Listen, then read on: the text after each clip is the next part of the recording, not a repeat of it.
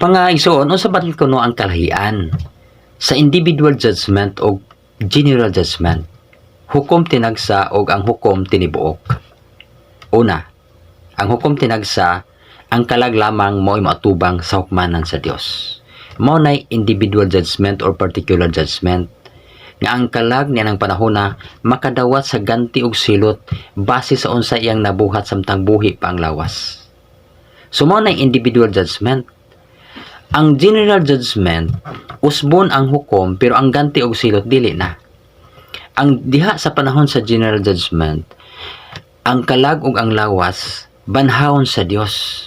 Sumatubang kini sa hukmanan sa Dios, lawas ug kalag. Mao kana ang gipadayag diha sa sulat ni San Mateo sa kapitulo 25, 31-46. So usbon ang hukom pero ang ganti og silot dili na. Diha sa general judgment, ang kalag ug ang lawas matubang sa Dios kay mao man kana ang panahon sa pagkabanhaw.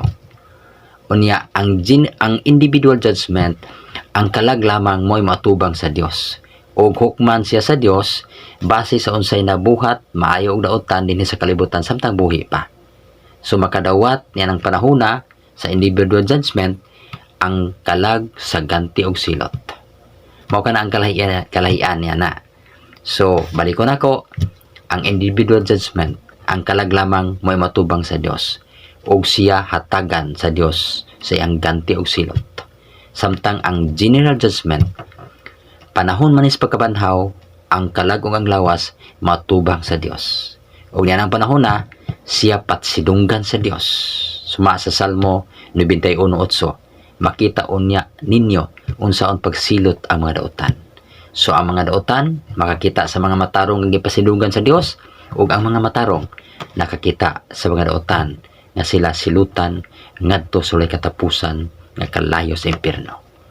So mao kana kalahian maigsoon unsa ang individual judgment o general judgment. So God bless sa tanan og maayong adlaw.